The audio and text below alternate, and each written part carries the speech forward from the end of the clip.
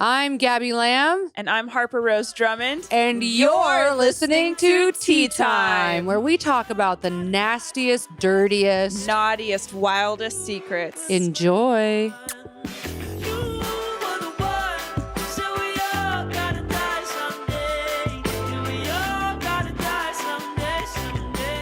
Are we recording? We are in this camera right here. Yeah, okay. Welcome back to another episode. Everybody here is on Sudafed because they think that it gets them high. Well, here's the thing. You guys are get just you high. admittedly addicted to Sudafed. Here's the thing, Gabrielle, as we just fucking discussed. Lee got me hooked on Sudafed because it gives you a little up and away feeling. Up and away. Yeah. I'm very sensitive to pills, and it gives you like a fucking like hype feeling because it's supposed to keep you awake all day because it's non-drowsy. Well, it's not supposed to keep you awake. It's not all like there's day. amphetamines in it. No, he just said it keeps you awake. I don't know why you're being so skeptical. You're giving haunted energy, sweetheart. It's a decongestant, so it stimulates the muscles to. Like, it's stimulating. I'll tell you that. Okay, so it's just stimulating. So there's like nothing like I'm not on it, right? I know, but like there's like nothing in it that's like actually like psychoactive or anything, right? No, I don't think so. No, it's not like you're like taking meth. But it is the stuff that people break down to make meth. Is that true? Yes. Oh, I didn't know that. Yeah. Do they really? Okay, Miss Gabby. So they really? So you can make.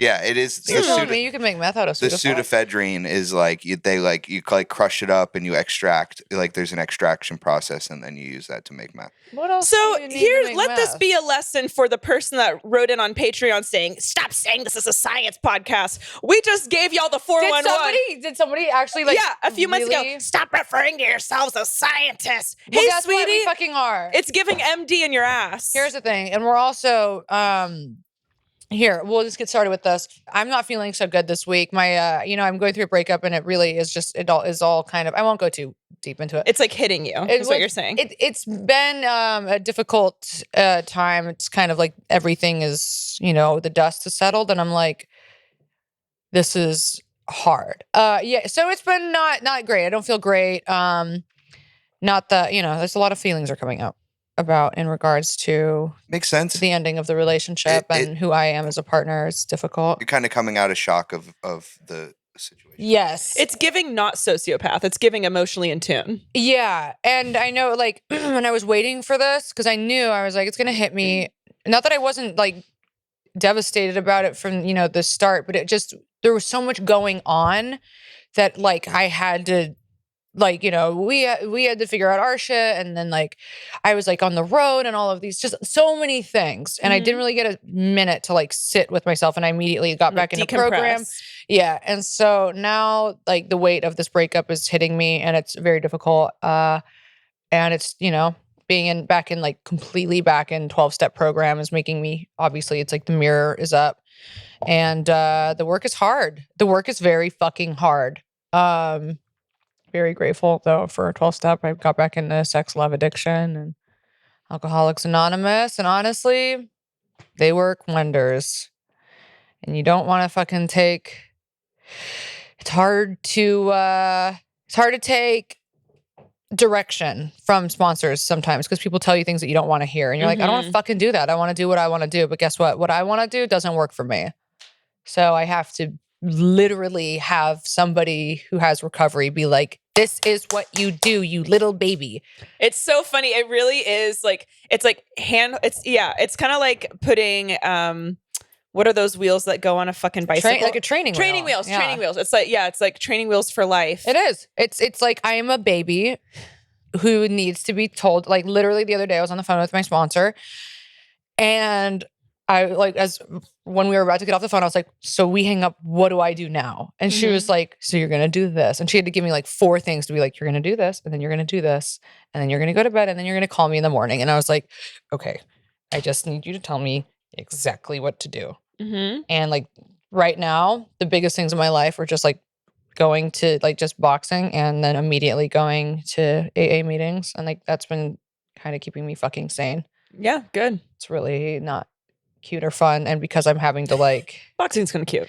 Boxing is cute and fun. I got a new coach. Her name is Monique. We love to see her. She's Fucking fighter. Okay. I know. I'm excited to train with Monique. Okay, so you have a sponsor kicking your emotional ass, and then you got Monique. Two sponsors. Two sponsors kicking your emotional ass, and then you got Monique kicking your physical ass. I think that's good. She was playing Bad Buddy when I walked into the gym this morning, and I was like, "You're like, I'm home." I was like, "I'm home. Can I work with you?" And she's like, "Absolutely. Let's get into the gym next week." And I was like, "Amazing." I do think it's interesting how like different our programs are, because like yours, you're like, okay, I'm a baby and I just need you to hold my hand and like tell me what to do. And then in my program, it's all about like, you're not a fucking baby. Really? And you need to do it on your own. And yeah, it's complete opposite, because I go in, because like Al-Anon. Okay. Yeah, Al-Anon is not for me. I went to a few meetings and I was like, I'm an addict. Like I'm a fucking full blown. Well, some people are both, which is and interesting. Some people are both. Yeah. But yeah. So it, you know, with addicts, it's like, okay, you're a toddler and you're being self-righteous and you need to like get out of this and you need to, like, you know, so I'm going to hold your hand and help you I'm going to be with you every step of the way. And then and I'm very new to like, you know, working my steps in Al-Anon, but then in Al-Anon, it's like, you know, we come in with these massive victim complexes, like everyone's being mean and no one's doing what I want them to do. Because addicts are also victims. Yeah, no, that's where we meet. That's where we meet. But then it's like with Al-Anon, we have to realize like, well, because like, and everyone in Al-Anon doesn't have like boundaries. And so then I'll speak for myself. So like my biggest thing right now is like letting the actions of others like deeply affect me. And like for the first time in my fucking life, I feel like I'm like just like learning what like freedom is. I'm like, oh, like I don't have to have my entire day ruined just because like I had a conversation with my mom that didn't go that great. Or like, you know, last week something happened with someone that I love very much, and usually I would get like really fucking angry and like volatile, and because I would be scared. But now I'm like learning like, okay, so that's what I've done my whole life and it doesn't work. And I can't control that person as much as I want to. So I just have to just like handle it with like love and patience, which are like, patience is I have compassion for myself, but it's hard for me to have compassion for others when I view them as doing like, you know, I sit on like my high horse of judgment. And that's very Al-Anon. Yeah. Oh, very Al-Anon. That's very Al-Anon, is to look at the addict and be like, how could you be like that? Yeah, but because like, you know, we view it as like, oh, they're drinking or they're cheating or they're doing all these things because it's a personal attack on me and they're doing it because they hate me. And it's like, no, they're not even thinking about you, babes.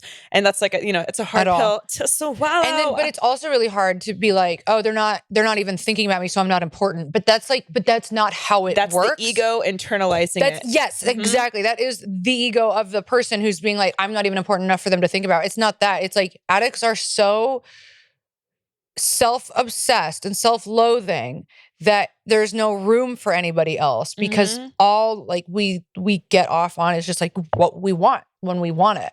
Has nothing to do with anybody else. Right. It's really, and it's been like, you know, I've been like going deep into like the correlation between ADHD and addiction. And I was listening to this thing the other day that was like 50% of people who have ADHD end up having substance abuse issues. And that's a very high number. It's a very fucking high number.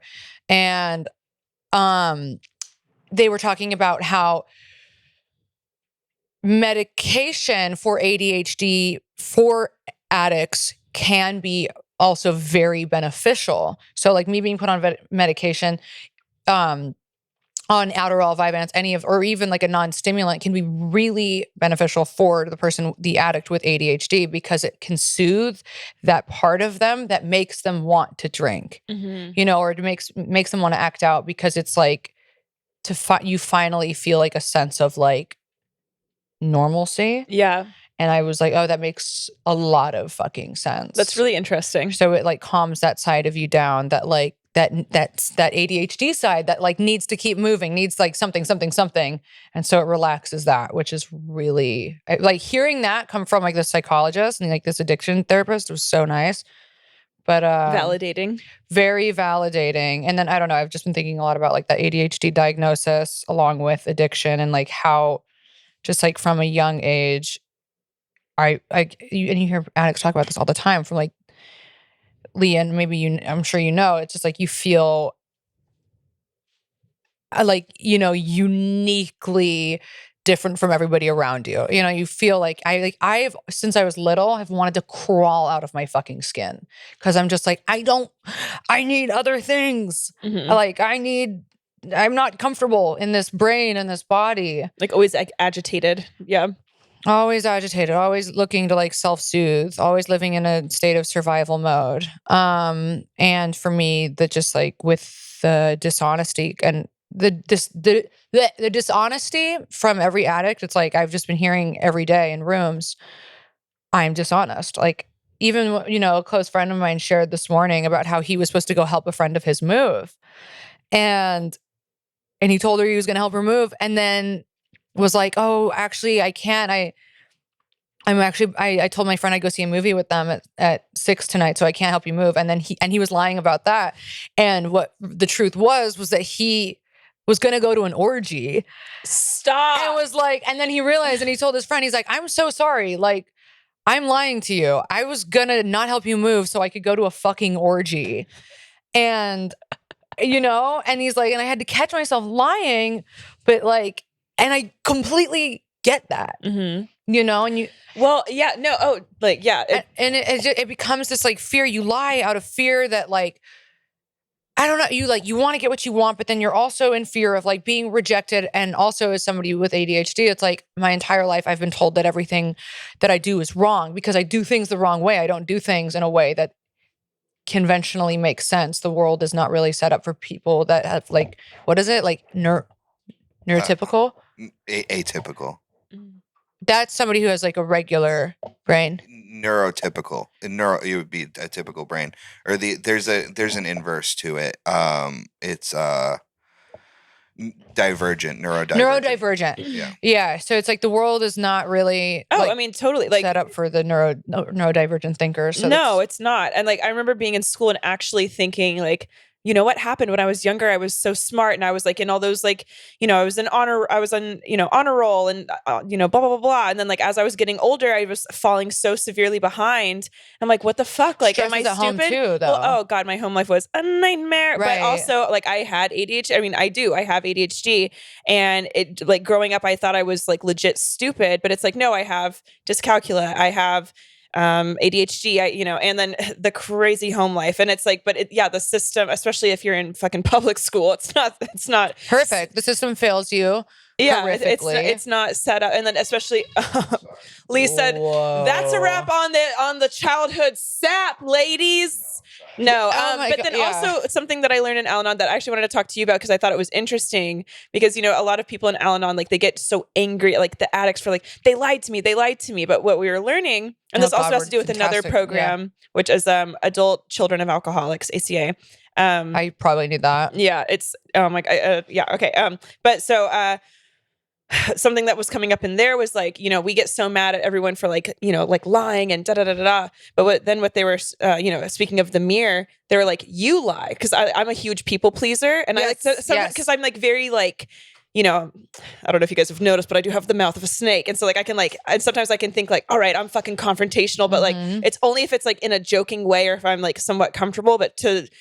Like, for most of my life, I am not able to actually have legitimate confrontations. Yeah. And so I'm like such a people pleaser, and I end up doing all these things I don't want to do. That is dishonest. And and I never viewed it like that because it's like, well, my intentions are good. But then in Al-Anon, they were like, no, but you're being a liar. But when you're raised by liars, you grow up with that because that's a part of your language. When you're also raised by people who are self-centered and about like they need to get their own needs met. And they self-soothe, like my mom self-soothed with alcohol. My dad self-soothed with affairs and weed. And then you have a child in the middle of it who doesn't know how to self-soothe because you're a child, and you have parents that like are doing their best, but can't be when they're getting fucked up, when they're cheating, when they're lying, when they're all of these things, right? So then it's like, I like to, I guess, veer off topic a little bit. I just remember growing up and never actually seeing love in my house. There was never Your any parents never kissed or hugged? It was when they did, it was as if it was like watching a brother and sister be forced to like hug, like, and it's like in the way that I hug, and it's very uncomfortable. And like when I hug, you're like, why are you so stiff? Like that's how my mom and like dad the Tin were. Man. Yeah, exactly. And I remember like when I was little, the very few times that my mom and dad like showed affection, it wasn't actual affection. It was like my dad would be like, come on, give me a kiss, and like sneak in to give her one. And she was like, don't touch me, and it was like, that was what love was. So you're like, consent doesn't matter. Okay, no. Yeah, and then my mom being like, ew, gross. And like that, You're like, okay, yeah, that's interesting. That's what love was. There was no real love. And like, then the other side of the relationship was just yelling. It was just screaming and yelling and anger. And it's like, oh, fuck, that's all so funny. I had therapy yesterday. And I was just telling her, like, I need to see a sex therapist. Like, I need help with sex. Like, if y'all listen to the Patreon, y'all know what we be saying about that. Yeah. And I'm like, it's confusing because like my whole life I've been like a very like sexual person in the way that I present myself, in the way that I talk about sex, in the way that like it's performative, totally. But like that right there, I realize is like a lack of intimacy. That's a way of being, at least like performing to get attention, but that's not what real intimacy is. Yeah. And I have a really difficult time with real intimacy. I don't know if I've ever actually felt it in ways. Like maybe at times I've gotten close. Yeah, but because you're so like blocked off. I have so many issues with sex. I'm really proud of I really want you to see a sex. I think you'll have so much more like peace and when my therapist was like, well, we can also talk about it more. And she's like, and maybe you would benefit from seeing a specialist. But she was like, I don't want to put anything in your head, but like, you don't think that like you were like something happened to you as a child? And I'm like, I don't know. If it did, I have no memory. I mean, I don't know if you've talked about it on here, so I'm not going to bring it up, but there's something that you have told me that happened when you were young. There are a few things I think that is, I would say, is just sexual abuse as a child. Yeah. And there are a few things that are, but also like, I wonder if there are things like from like deeper things, like from an adult. I don't know. And then I was like, I mean, do people that act the way that I do have to like experience sexual trauma to be this way? And she's like, for the most part, yeah. And I was like, really? Yeah, girl, you're not just like, I just don't like it. Like, no, like usually like, she was does come from she was like, I mean, trauma, dude. Yeah, and she's like, and I don't want to put this in your head because there's a chance that you didn't. And she's like, but for the most part, like people that experience what you experience in your adult life had like severe childhood sexual trauma. And I'm like, ding, ding, ding, because I don't fucking know. I don't remember a goddamn thing. Yeah. But, our memories are looked out there. But yeah. I mean, our brains are so good. It just, Yeah. At like protect, especially when you're a child. Well, also, okay. So this is sad, but, I did this podcast with this guy. His name's, Sebastian. I'm forgetting his last name. I'm sorry, but, it's called What Happened to You. And he talks like the whole podcast. Basically, the premise is that he has people on that were sexually assaulted, and then he shares his story, and then you share yours, and then y'all kind of like trauma bond. It's a really fascinating and fun podcast. That sounds. I think Sebastian Maniscalco. Stan. I wish I knew his last name. But anyway, I did it over the pandemic, and he was molested as a boy. Sebastian Scales. Scales. Yes. Okay. Oh my God. I'm so sorry, Sebastian, if you ever hear this, that I forgot your last name. But anyways, yeah. So, but he was molested as a boy by his friend's dad. Oh, and God. So the thing that's really hard when children are molested or if they're abused or whatnot, because like their little brains try and protect them, instead of like them remembering the act, and I'm not saying this is Sebastian's, but I'm just saying that this happens so much with children that were abused, is they'll remember it as like, Spider-Man came to get me out of the house or whatever, instead of like a firefighter or, so like they misremember details because like their little innocent brains like don't know how to like deal with like the magnanimity of the trauma. And so like they skew details. And so that's why these cases are so difficult to. That's right. Or whether or not you even go to like, whether they're describing also like, because their little brains are they can't process it, and their brains are so malleable. So like if an adult that like they trust is betraying them, they're like, no, this is good. Then they'll be like, oh, okay. And then they keep that secret for longer than they should. And it's like, it's very complex and very super fucking complex.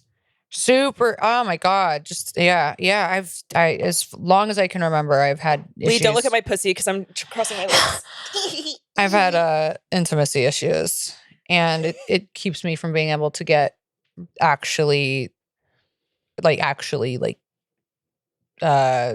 feeling a deep love. It's because I don't have it for myself. Yeah. What a hard thing. You got to be able to do it for yourself, but here's the thing. I do want to just also put out there, like, I don't believe you need to be like a perfectly healed person. No, and I don't think there's such thing, but I do just want to like say that just in case someone's like listening, internalizing like us, like talking about like, we're doing all this work, which, we are. Yeah. But also it's like, I think you and I are also trying to like break like generations of fucking. Yeah. Well, you and I come from like two houses of like trauma, and it's like, two houses both alike in dignity. Two households like both alike in dignity. Name that quote. In Fair Verona, where we lay our scene. Okay, so yeah, I think that healing obviously is a lifelong thing, and every relationship we get into, it brings up more things that need to be healed and blah blah blah. But I just know that like from what I'm, from what I've experienced and from what I'm getting out of 12-step, everybody's just like, you are in no place to be with anybody. Like you but also like you even say you've never spent like a long period like alone. Like I think how can you really know yourself if you never like taken like that me time? So I think it's like, even though I know you're going through hell right now, like I'm so excited to see where you are even 6 months from now, a year from now. Like you're gonna have so much more like peace, and I think you're gonna like something to really actually give to a partner, because I want to be a good partner too. Like I've never been able to be a good partner because I don't even know how to be a fucking adult. Like I'm a baby. I'm essentially a fucking toddler, and you can't be a good partner when you don't even know how to wipe your own fucking asshole. Yeah, fuck no. And speaking of which, we really got to get you, some like we got to get you some YouTube videos on how to do that. I gotta get a bidet, something. I just the relationships are very difficult for me, and I wish they weren't because it's all I want. It's so funny because like all I crave is like love and intimacy and like a good partner. And the thing about like my ex is like it's a fucking fantastic partner in so many ways, and I couldn't be there for it. It doesn't matter who your ex was or if like you were to start dating right now, or if like you start dating, whatever, you're not going to be able to be there for anyone because absolutely not. Of like the fucking chaos that's going on inside you. But this is why, and you think it's so funny how like opposite again, like just like how, I don't know, it's just like so interesting. You're like, okay, I cannot date at all. And then I've been like emotionally anorexic, and I'm just like, I don't want to, as you say, and I'm just like, I don't know. I like being alone. Like, I don't want to date, but then it's also like, I'm purposely doing that because I'm like afraid of it. Like, like when your sponsor, I have different like intimacy fucking issues. Yeah, we do. We have different kinds of intimacy issues. It's really interesting. Dark thoughts, honey. And that's why it's a fucking Gorgina episode on dark. And here we go. We're getting into dark thoughts. I thought that this would be an interesting one, but I also realized that like dark thoughts can be so insidious that probably a lot of people don't want to share them. Because it's scary to confront dark thoughts, and it's also like why even bring them to the light. But we've all got them. I have some. Okay, so I was just at a festival. I would say predominantly my dark thoughts are about killing myself, and it's not like I'm going to take sleeping pills or something like that. Like when I get really, really depressed, I like want to kill myself in like a really like painful way. And I know that's really fun. Wait, really? Like how? I would want to like slit my wrists or like, or I really, when I'm very depressed, like especially like over the pandemic when I would go on walks, that we live by a freeway and there's a bridge. There was a few times where I just stopped by that bridge and I was like, and I just was like looking at all the cars and I'm like, I'm so fucking depressed. I would just love to feel like the direct impact of like an 18-wheeler, but obviously got help and a lot of those feelings have been quelled. But I do like, it's like, if I was going to go, I'm like, I need a fucking, I want to hurt. But yeah.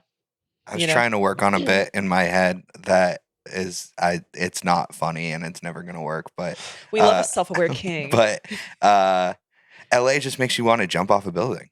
But it does. No, it honestly does. Yeah, LA is kind of a horrific place. You guys, I'm so excited that I'm going to motherfucking Wisconsin. I'm going to the boondocks of Wisconsin tomorrow with some of like my favorite friends that I started stand up with. We're doing a few shows, but I'm so excited to get the fuck out of this motherfucking town. I'm so excited to go to a little tiny town where no one has fucking TikTok. No one knows what the fuck is going on with the Adam Levine. Like, I'm just so excited to just like to not wake up and look at and step over fucking homeless people.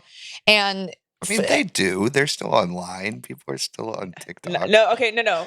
Yes, they are. But out in the fucking boonies, you don't even get like where I'm going. Like there's like barely any service.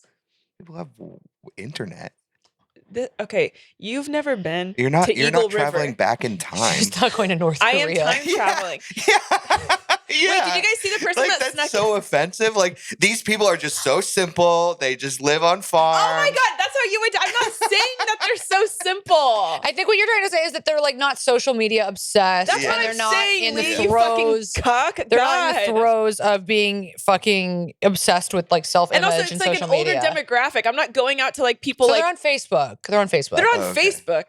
They're on Instagram. They're on Facebook and they're on. Oh, they're conservative. So they're on posting Facebook. about Trump on Facebook. Yeah. They're not on saying TikTok. they're not. They might. They're on QAnon Talk as if they're on TikTok. See some of these fucking weirdos. Okay, so now no, you're the one calling them fucking weirdos. Now you here's fucking rat bastard. Okay, God. I have something in my fucking eye and it's making me crazy. Okay, who's starting? Cube. Okay, me. Let's get into dark thoughts. Yeah, but wait, did you say you have dark thoughts? I mean, I do, but something will spark my memory. Hi, Honks and Lee Man. Wow, the first time you've been addressed as a man. Lee.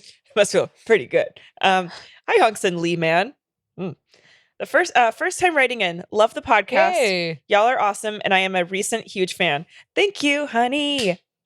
The darkest thoughts I have usually come up while I'm at work as a bartender. Sometimes the urge to know what would happen if I threw a glass or punched a customer is very strong. Yo, we talked about that. It's very similar to intrusive thoughts. It's similar, but when you're working in the service industry, it does get fucking pitch dark. It gets... Yeah, especially when someone's like, I didn't order that. You're like, it brings out sock'em. Yeah. Oh yeah, it brings out the 7th layer of hell. Some days when I'm working and not in the mood for people's bullshit, I just want to grab them by the shirt collar and toss them around or poke them in the eyeball. Okay. Yeah, especially when I say, hi, how's it going? And they just look at me and respond with, I need this, this, and this. How horrible. Asshole. I'm just trying to be polite and see how you're doing. Not that I actually care. And you ignore it. No, it's all about like gaslighting yourself into believing that you care. I would pretend to like be a character like, okay. I didn't even ask after a while. I was like, I don't care, so I'm not going to pretend I do. That's so fucking funny. And you ignore my question. And it's always, my friend and I would like pretend to like, okay, it doesn't matter. Anyway, we would play characters. You ignore my question. And it's always old fucks who do this kind of shit. They're half dead. They're almost dead. It's fine. Just let them go. Okay. And these people never tip well. LMFAO. No, that would piss me off. I don't know. It's not that dark of a thought, but sometimes I wake up and wish to choose violence against people who treat service workers as if they're machines and not real people who are literally serving them food and drinks. This is a common thought among service workers for sure. Yeah. Tip your bartenders and be cool. Okay, that's all I got. Thanks, Honks and Mr. Lee for getting me through work days. World peace. Okay, not you calling Lee a man and calling him Mr. Lee. This is the most respect Lee's ever gotten in his life. And I'm afraid. Now he has a semi. God damn it, Lee. I want order in the court. I want order in the motherfucking court. Okay. Yeah. Thank you so much for writing in. I'm so happy that you're a new fan. And no, honestly, I think at any fucking job, I think it's so normal. Lee, you were just telling us that you're getting fucking rowdy. Oh yeah. I fantasize about horrible things at work. Do you guys have like murder thoughts? Do you have those kinds of? Not murder, but specific. Okay, the most recent one I just had was not murder, but okay. So like I had briefly just mentioned, something really awful happened to someone that I love this past weekend, and it was like a whole thing. It was very scary, and there was a person right nearby where this incident happened, and he didn't show an ounce of compassion, and he kind of was clowning the person that was in a concerning situation. And then as we're clearing the person out and like they're getting help and all that, and like I'm about to leave, I was the last to leave. I just looked at him and he said something else. Oh. And I didn't say anything. I held my tongue because I'm not trying to get arrested, but I'll just admit it. I wanted to say, I'll slit your throat. I was that fucking, also I've been watching too much House of Dragons. So like I'm very like medieval right now. Okay, it doesn't matter. Anyways, run that show up because it's hot. But anyway, so, but I was just so, I wouldn't say murderous. I would say ravenous for like revenge. Yeah. Because I was it's very such like medieval. I was in like a very heightened like emotional state. And then when he was just being, I will slit your fucking throat and end your bloodline. And this man's like 75, just being a cunt. He was drunk as well. And, I mean, I wasn't drunk, but he was drunk. And so that's also, I was like, okay, that's why he's being probably an asshole. But, yeah, I wanted to like, I didn't actually want to slit his throat, but I wanted to, what I actually wanted to do was take a crowbar and just bop his knee. I wanted to like Tanya Harding him, just. It's a good one. Yeah. Even just talking about it just actually made me kind of hot. Like it really, he fucking made me angry. Mm-hmm. I think about headbutting people. Oh, I do like do right that. in the bridge of the nose. Oh, Jesus. She acts it out. Yeah. Not on the nose, though. I go for tum-tum. Just like right in the bridge of the nose and like break their nose and Jesus, Lee. Like blood all over their face. Yeah, that's what I picture. Scary. Yeah. All right, Gabrielle? I don't know if I have any actual, like, I think, like, you have, like, dark thoughts when you watch dark things, but I'm like, do I actually sit around thinking about what it would feel like to murder somebody? Not really. No, I never have that feeling of like, I'm going to kill you. Yeah. Like, no. No. Okay. All right, super excited about this one because I'm a wee bit fucked up in the head due to trauma as fuck. And I have a few odd thoughts, but this one is the weirdest according to my friends and boyfriend. Ooh. It's quite crazy how much trauma can impact the growing mind. Serial killers, for example. I believe a few of their actions can be blamed on their trauma, of course. Richard Ramirez, Ed Gein, yeah. Okay, girl. And their upbringing. Anyway, when I was much younger, I'm 18 now, so I feel so young compared to everyone else writing it. Well, you are. Yeah. You're a little baby. You don't have to fight. You don't have to remind us. Yeah. Of what old fucking hags. Yeah, can you believe that? Yeah. Like, I'm all but 18. I feel so young. I'm 18 okay, now, sis. so you I are feel young. so young compared to everyone else writing it. Okay, we get it. You're writing to two old dusty bitches. We get it. We were born in fucking 1803. Yeah. Oh my God. Can you guys believe that you lived through the 90s? Stop. I don't You even guys know are like that. fossils. I don't even know what that is. What was it like back then? Ew. What's a CD player? The way you guys talk is Shakespearean. Yeah. Okay. I used to do some light taxidermy with my cousin-in-law when he would It's giving visit. Jeffrey. That's kind of fun. Like cleaning bones off when we had roast chickens and roadkill. Not on Jeffrey Dahmer shit, I promise. No, it's giving Dahmer Jr. It is. But since then, all I can think about is what it would be like to collect human bones. Huh. Not killing people or digging up graves, but bodies donated to science. That's interesting. Or medical samples that people didn't want. Teeth, tumors, grafted skin. I find anatomy fascinating. The way we're just put together and exist like that. I agree that it is fascinating. Bone structure to me is very, very beautiful, and I find it actually magical.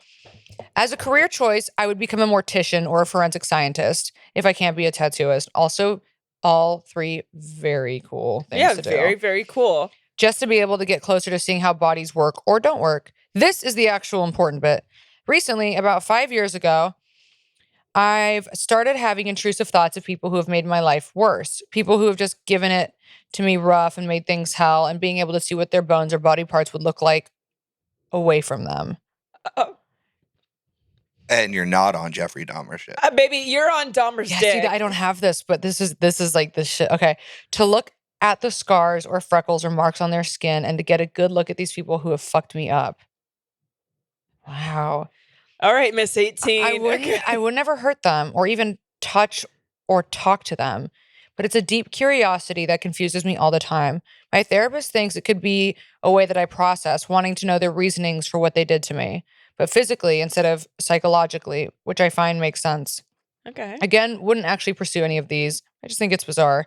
Thank you for reading. I'm trying my best to get a job that'll enable me to buy Patreon because I'm always hungry for more honk content. Oh my God. Yeah, get the Patreon, honey.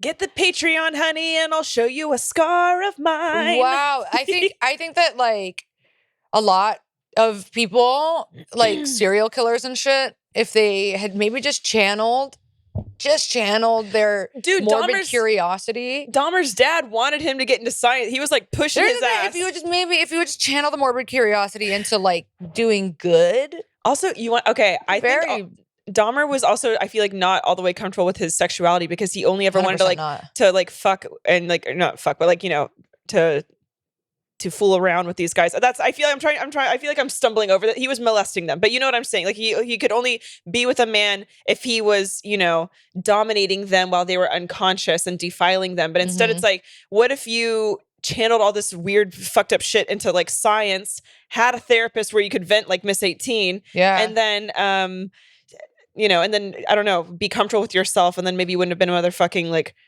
murderer. The thing, I feel like we've talked about this on here before, but like the drive to also like want to be a mortician is such an interesting thing. Like, I think it's so cool, but if it came down to it, would I actually be able to do it? I don't know if I could stomach it.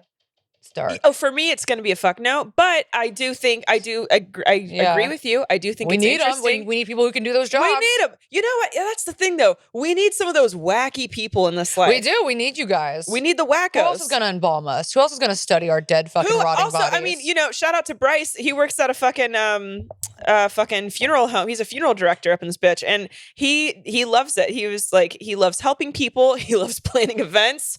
I'm seeing a crossover. It's giving merge alert. And, for me, I could never fucking I love that he loves planning events and he works in a funeral home. Yeah, he's like, I want to get into events. The best fucking funeral. I'm going to slay this dad. Yeah. Yes. Make them look hot in their coffin. I'm fucking sew dead. that face up. But he was telling me that he learns a lot about other people's cultures because there's so many different types of funerals. And like some people have animal sacrifices. Some people have, it's more of like a joyous celebration. Some people have like a more traditional funeral. In India, it's like they have like a 7-day funeral where they prop the body up. That's all. I mean, okay, they don't prop the body up. They prop it up. But I mean, no, okay, chill out. They put sticks. I'm talking about in the Jewish religion. They also have like a scarecrow. In the Jewish religion, they also have a 7-day. They sit Shiva. Shiva, yes. Yeah. Where so I've only sat Shiva once, but you sit Shiva and you're supposed to do it for 7 days, and it's a time for people to travel to come and see you and pay their respects. 7 days for like a funeral? Yeah, so it comes from a time when... Oh, the Jews really love dragging this shit out. They got Hanukkah, they got Shiva. Yeah, well, it comes from a time when it took... fucking haunted. It took time... I'm Ashkenazi. You wish. It took time to travel, so it took time for people to come, like people were spread out, so it took time for people to come and pay their respects. So the family would sit there and mourn, and move through the mourning process together while family members and members of the community would come and visit. Did you see Rachel Sennett's yeah, we all saw Shiva Baby. It was good. Baby? It was so good. No. Yeah, it's good. You should watch it. Good. Why do you have really bad because energy? She's like our age and she's really successful. She's younger than us, don't worry. She's younger than us. Good. We love Rachel Sennett. It's a good movie. It's a really good movie. Career. Elephants have it's more I just read this article in National Geographic that so many more animals than we realize actually are able to grieve, and they actually have all these traditions, and they have their own little versions of funerals, and it's like anywhere from fish to monkeys to frogs. It's not just like we've seen it most commonly with like, whales and dolphins, but like it's so much deeper than that. And what I love about cats is that when you die, cats just eat you. They eat you. If I died in my bed. That's their... Who are we to judge the way that they process? Yeah, what if they're like, they're being close to us. When I die, my cats will say, I love her so much, I need to have her body in my body. Munch. I hope they do. I hope my fucking cats eat me when I die. And on that note, hey, honking honks and lusciously. Okay, this episode, talk about dark. People are bending over for Lee Cuckold Nason. The tides have turnedeth. Okay. Hi, honking honks and lusciously. I saw this topic and decided to write in for the first time. Unfortunately, my dark thoughts have no limit. Teehee. Okay, it's giving Gabby. I'm a licensed therapist and currently see... Oh, interesting. I'm a licensed therapist and currently see kids and adolescents. Sometimes when I'm in session, I'll think, I could just give this kid more trauma and punch them in the face right now. Wow. Hey, babes, their parents are already doing that. I'd never do it, obviously, but it's pretty dark and scares me a little. LMAO. I have a lot of intrusive thoughts that are very dark. Every time I leave my house, I usually walk back inside because I have an intrusive thought of my small chihuahua burning the house down somehow. Oh. Or my boyfriend will leave a closed pocket knife on the table, and I imagine my dog somehow reaching it, opening it, and killing herself. Oh. Okay, either your dog has some opposable thumbs, or we got to get your anxiety under control, baby girl. Okay. Anyways, that's enough for now. I would feel so special if you read this on the pod because I currently am tight budgeted and can't subscribe to the Patreon yet. But I understand you probs get a lot of submissions, so I'll still love you guys. Anyway, love you guys. Have a honkadoodle day. Okay, Sister Queen, we'll reread it for you, baby girl. And here's the thing. That's really interesting. Yeah, because, when therapists are hearing all this dark shit, I always kind of like wonder, like, how does it affect you? And I guess they want to punch us in the face. And yeah, I guess so. Huh? That resonates. I think about that all the time about how when I'm talking to my therapist, does she just look at me and think, this stupid fucking bitch? I one time asked my therapist, the last therapist I was seeing, I was like, am I just so fucking annoying right now? And then she goes, no, but I feel great. I'm very grateful that you're able to come to me about this given situation, but I do think we need to find a way for you to move through it. And I was like, okay, it's giving a kind shut the fuck up about the same ex. Yeah, they just can't legally tell you that you're yeah, I know. But I appreciated the honesty. I was like, okay. Eloquent. That's what you have to be a therapist. You have to be eloquent. Yeah. If that was us, if I had a patient and they're like, am I being annoying? I'd be like, to be honest, fucking yeah. Well, here's the thing.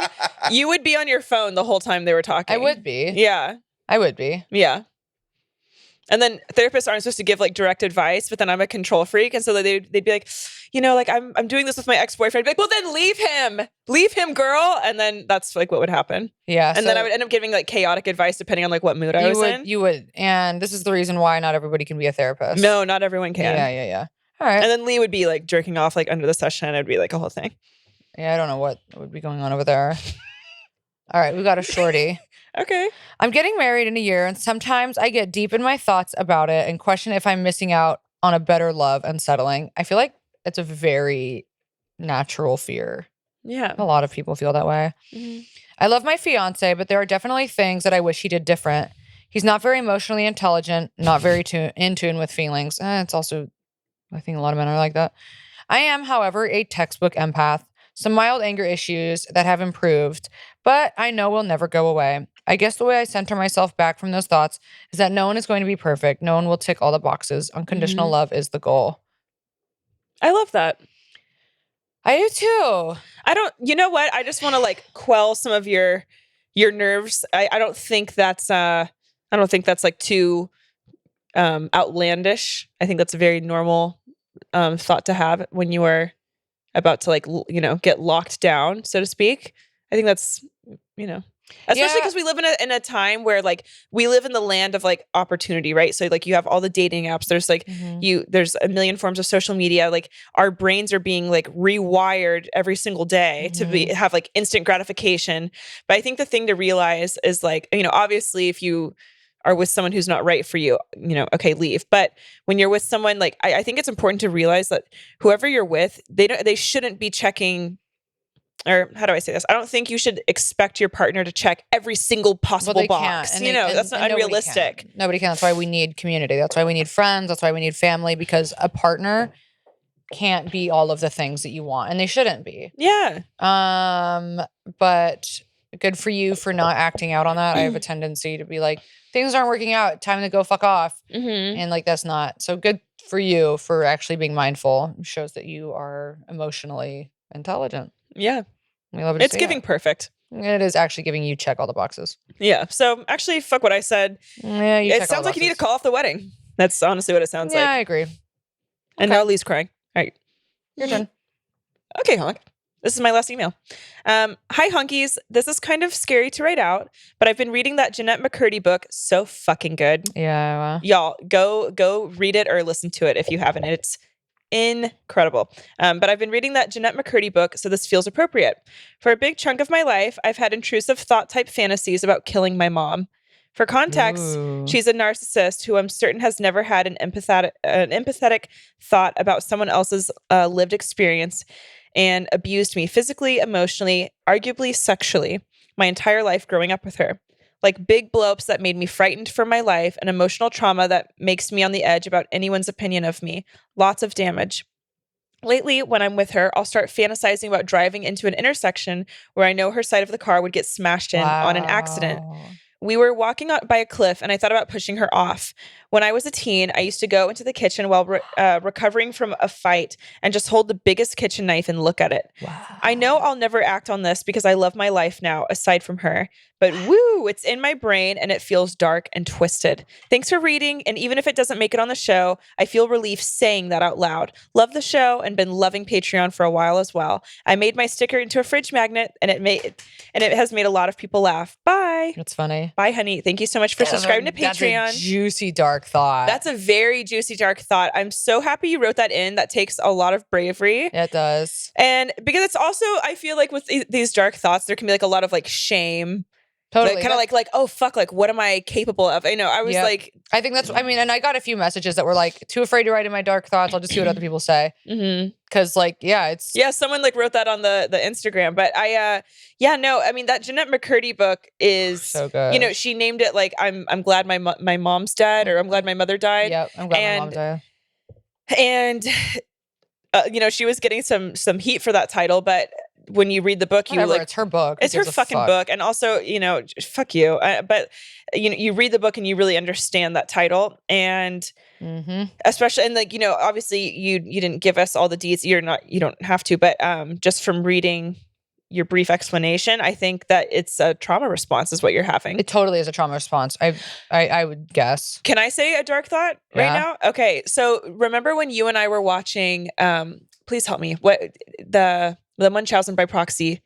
Gypsy Rose? Yes. When we were watching Gypsy Rose. And this, okay, so if you guys are familiar, Gypsy Rose was this girl whose mom, you know, Munchausen by proxied her. And they said that in I'm glad my mom died, that it was giving Munchausen by proxy. Oh, it totally was. Totally. But you know, her mom her mom disfigured her, and she tried to get away like a few times, and then she ended up like she like told like the neighbors, she tried to call the police, she tried like a few different, you know, things, and then wasn't able to get away, and then she eventually like enlists like her little like online boyfriend, and they kill her mother together. Now obviously that's like gruesome and disgusting, and my mom and I got into an argument over this because my mom was like, how, like, that woman deserves to be locked up forever for what she did to her mom.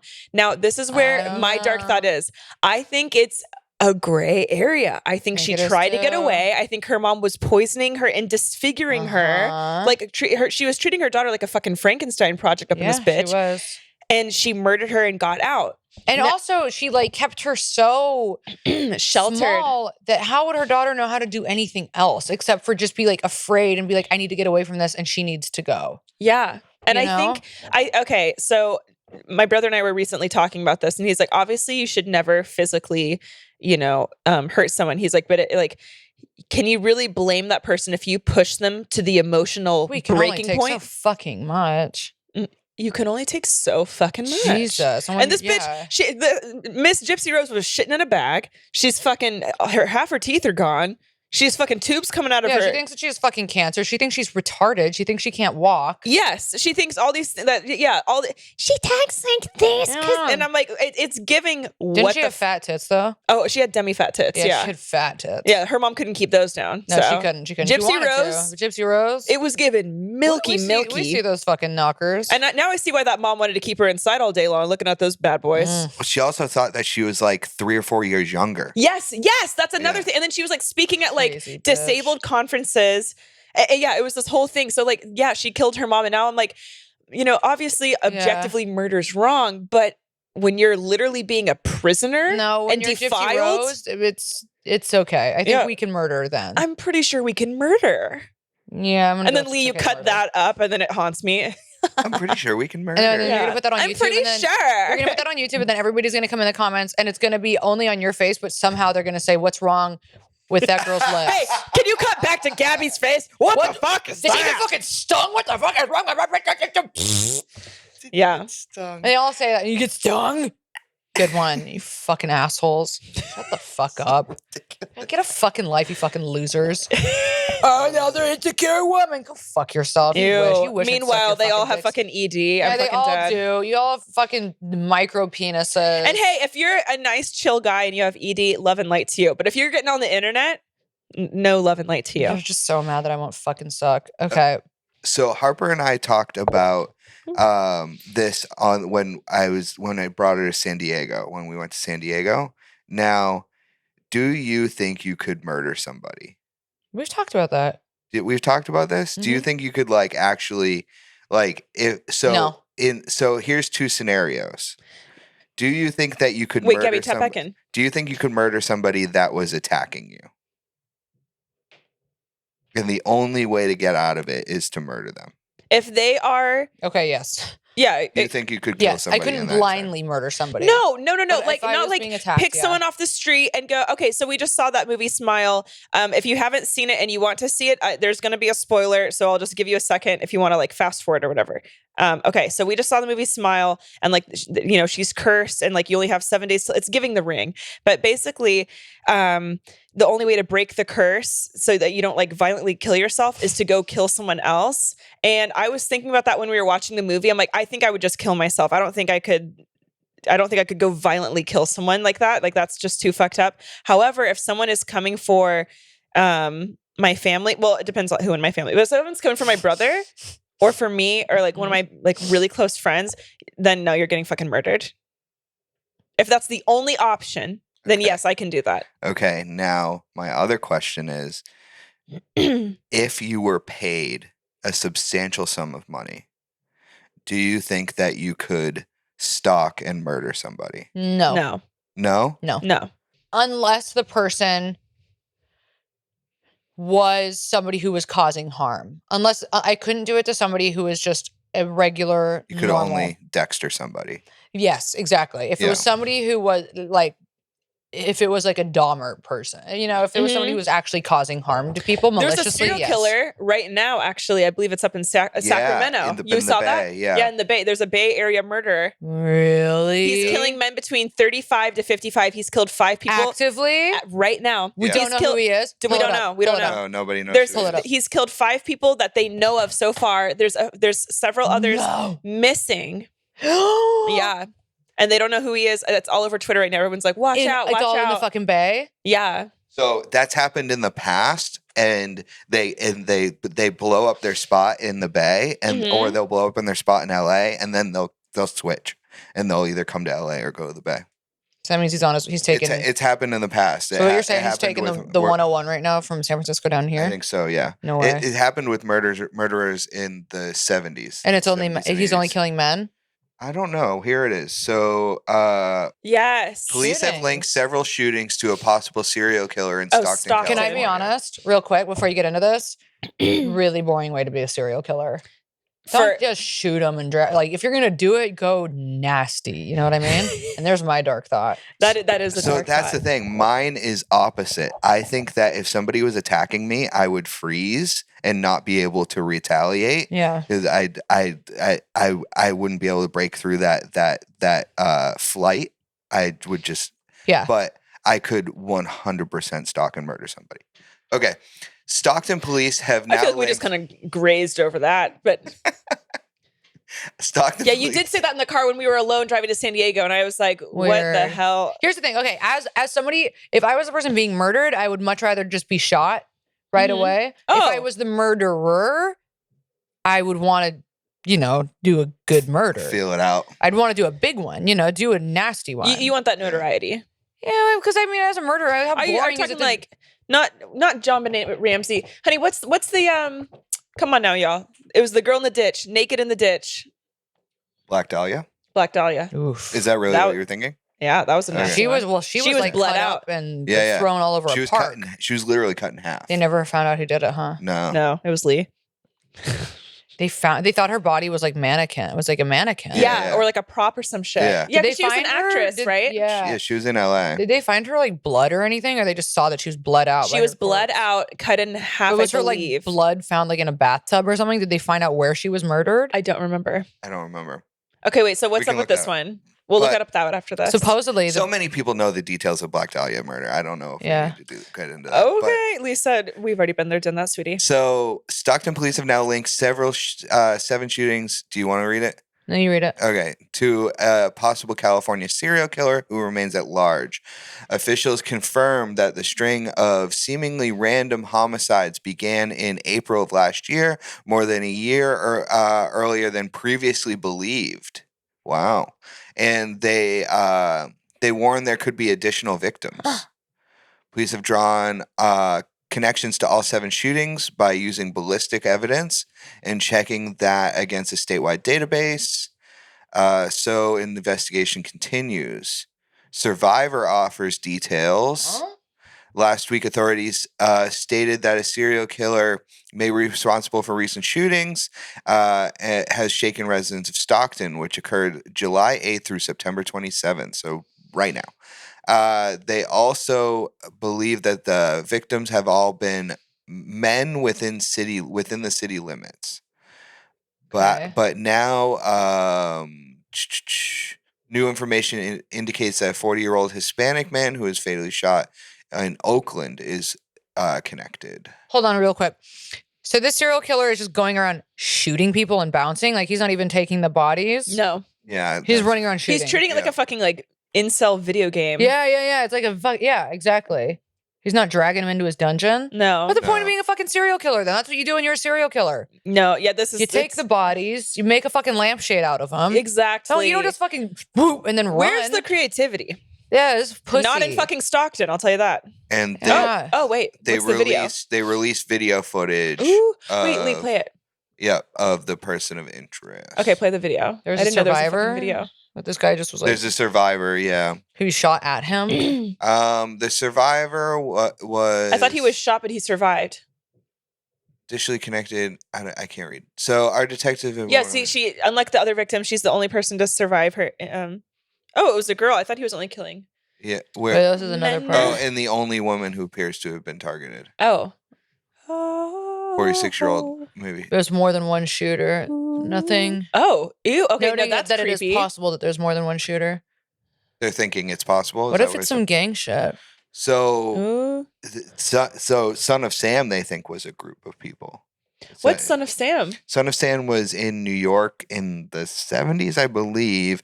But it's the guy, I forget his name, but it's the guy who claims that a dog was telling him to murder people, and he was going. Not a fucking dog. He was like this. He was just walking the street murdering people in New York. It was but it was women. It was young women. And he was abducting and murdering young women in the 70s. Only if you're going to abduct, don't just leave. And there was, and now there's kind of proof that it was a group of people that was doing this. Really? Okay. Yeah. All right, here's the video. Here's the video of the person of interest released by the Stockton Police Department. Imagine we just prank phone call this number. It gives you a number to call. Stop. Hey, we found the shooter. Oh, that's the person of interest? Yeah. Jesus. Why? What leads us to believe this is him?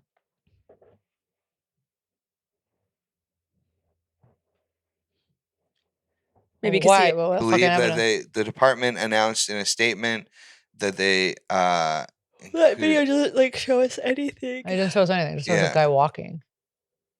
Where is he even coming from? Where is he going? How do we know anything? Honestly, he looks like he's walking for Balenciaga. Yeah, he does.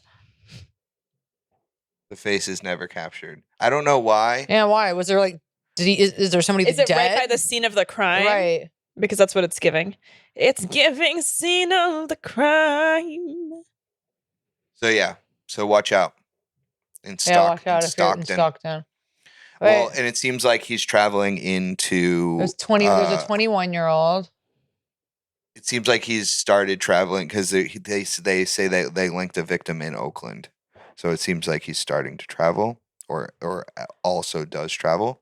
I just am having a hard time understanding. Literally, he's just walking around, shooting guys and walking away. Yeah, that's what it seems like. That is what he's doing. Because they're finding the bodies and they were able to match ballistics. So that's fucking. What does that mean? Match the bullet to gun. Now, can't with that say that the same gun fired all the bullets in all these. Can't bodies. They find out? Can't they do that thing though when they look at the bullets and then they can find out what gun it came from and then figure out who's registered those guns and the fuck is that too hard? That's TV. That's script. That's not reality. I don't. Well, because I was going to say, you can buy bullets. You have to have the gun. You have to physically have the gun to say that it was this gun. Yeah, and then I don't think that you can. In reality, you can reverse engineer. You can probably say which type of gun, but but this specific type, millions of guns. Right. Yeah. Right. Yeah. Okay. No, because they have actually solved things like that. They've through finding the bullets and whatnot, but as far as the actual because the numbers on the bullets don't coincide with the gun with the number how on the they gun. match it is by scrapings on the bullet as it travels down the barrel. So each barrel is different, and so So that's why you need the gun, because you need to fire the gun and match a fired bullet with the bullets that they find. I used to want to be a detective more than anything. I like was like reading some of my journals from when I was like in middle school and a freshman in high school, and I wanted to be a detective so fucking What did bad. you want to find, Honk? Bodies. Really? I wanted to be a forensic. Mm-hmm. Well, because also I love all those fucking like the CSI shit and CIS. Okay. I love it. But here's the thing. It's just too fucking scary and dangerous. So if you can be a fucking detective, good on you. But my candy ass needs to sit in a little in a room with Lee's cats. Having a career that's like high drama like that would be fun. Too bad being a cop is so frowned upon, because that would be a wild job. Can you imagine the shit that cops see? It's crazy shit. I almost said something that was fucked up, but here's the thing. Let's get to our last story. Okay. I have lots of dark thoughts, but now I have to sit and think about them and nothing comes to mind. However, since I was little, I thought about hurting, killing, or reporting my parents to the police. Oh. It isn't too weird if you consider all the aggression that I was a victim of. They would act normal a big part of the time, and then at my slightest mistake, they would burst out like I had committed an actual crime. While I hid or escaped from them, a voice in my head would tell me to just grab a knife and kill them, or to poison them when I'm making dinner, etc. I always saw myself playing the poor little orphan act, and then hereditating the few goods they have, not regretting a bit of it. How do you spell it? HEREDITATING.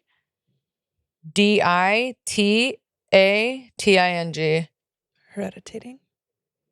Are they like making a through line like between like the movie Hereditary? I think so. Okay. I think so. What is that in? Hereditating isn't a word. What would it be about the movie Hereditary? I always saw myself playing the poor little orphan act and then hereditating the few goods they had, not regretting a bit of it. However, let us know what that means. However, one time my father got really mad at me and started chasing me around the house with a belt and a broom, and he threatened me that he would go to the garage and look for something else to hit me. At that point, I seriously thought he would kill me. A horrible realization, which I do not recommend. So I grabbed a knife and hid in the kitchen. Ooh. When he found me curled up in a corner with my new weapon, he exploded and got even angrier, taking away the knife and continuing the chase. That's so traumatizing. Anyway, I got beaten the fuck up that night and sent to a psychologist who gaslighted me into thinking it was all in my mind. Whoa. Oh, that's a fucking unpacker. But this is a story for another day. Well, girl, send it in. Find a way to make it work in the next prompt. I still ignore my dad to avoid any further fights. And I quote, thinks of me as dead. Oh. Wow. So yeah, I can't wait to turn 18 and move the fuck out. Wow, you're not even 18 yet. We have some babies in the house today. Love the podcast. It gets me through my day. Lots of love from Argentina. Okay, we love you, Argentina. Oh my God. I still ignore my dad to avoid any further fights, and he, and I quote, thinks of me as dead. Oh God, I can't wait till you turn 18 and get the fuck out. Yeah, honey, honestly, the best time in a person's life is when they can move out from their parents. Girl, that's a lot. I'm sorry. I know. Love and light to you, sending strength. I'm so happy that you. Here's one more. Thanks, Bonk. Okay. Jesus. Hi, honks. Love all three of you so much. I often think, what if someone is watching me while I sleep? All of the time. Not like a stalker, but I think of the creepiest and scariest entity just standing at the edge of my bed watching me. When I watched Haunting of Hill House, the bent neck lady sent me into a spiral. They're always bent neck ladies. I know.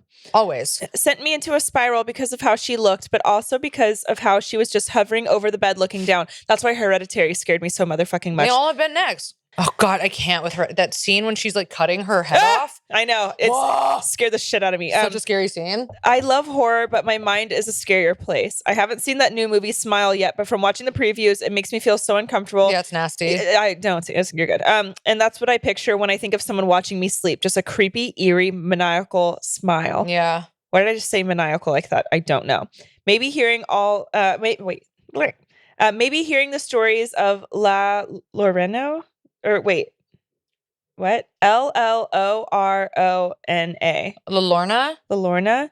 Bloody Mary, and any other superstitions, myths as a kid are buried deep inside my brain to make me think of these things, but I also fully believe those stories. LOL. I don't know, but I feel like I'm waiting for the day where I actually see something in my room while half asleep. Miss Girly Girl. That is yeah, those are those scary, it's like those folk tale things. Yeah, La Lorna. It's like a Bloody Mary thing. Okay. Yeah, it's the weeping woman. Scary.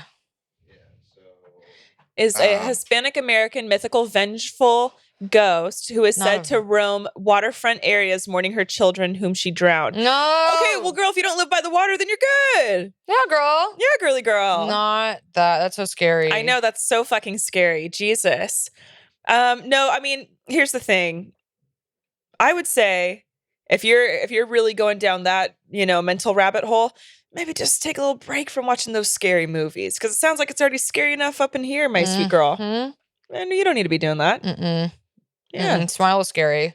Yes. The crooked neck girls are always okay. Did you guys see that? And they shuffle. The M. Night Shyamalan Old. Yes. Yeah. Okay. The scariest scene in that movie to me was when that woman gets the arthritis. Yes. And she's crawling through the cave and all of her bones are breaking, and then she's just crawling through. Oh, that was the scariest scene. Did you guys see the M. Night Shyamalan movie, The Village? Yes. I don't remember. Probably. Adrian Brody. It's an old one. I've probably seen it. I've seen so many, and There's a new series on Apple Plus that I just started last night called Servant. Oh, is that good? It's pretty good, yeah. Okay. I watched 3 episodes last night. Really? Yeah. Is it spooky? Wait, Servant. Yeah, it's weird. Okay, love spook. No, it's not. That's not the Adam Scott one or whatever. No. That's Severance. Yeah, Severance which is was also so really good. fucking good. Yeah. Jesus, I can't But wait. yeah, this one's Servant it's pretty good. All right, we can wrap. Oh, Steve Carell is in this Hulu show. Everyone keeps telling me to watch it. I'm forgetting what it's called right now, but Steve Carell plays a therapist to, I believe it's a murder. Yeah, I've been watching that too. Yeah, it's And a serial killer. Yeah, a serial killer. It's called it's just called The Psychiatrist or something. The Psychiatrist. Oh yeah. I keep seeing ads for everywhere. Honk, we have to watch Handmaids. Oh God, yeah, we do have to catch up on Handmaids. Yeah, I just caught up on that last No, night. the new one's out. Yeah. Yeah. Oh yeah, we did catch up. Mm-hmm. Oh yeah, okay. Yeah, new one. Yeah.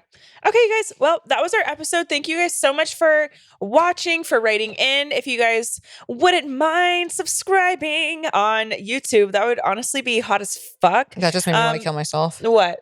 You singing it like that. Because you're jealous. Stay mad, sweetie. Anyway, here's the thing.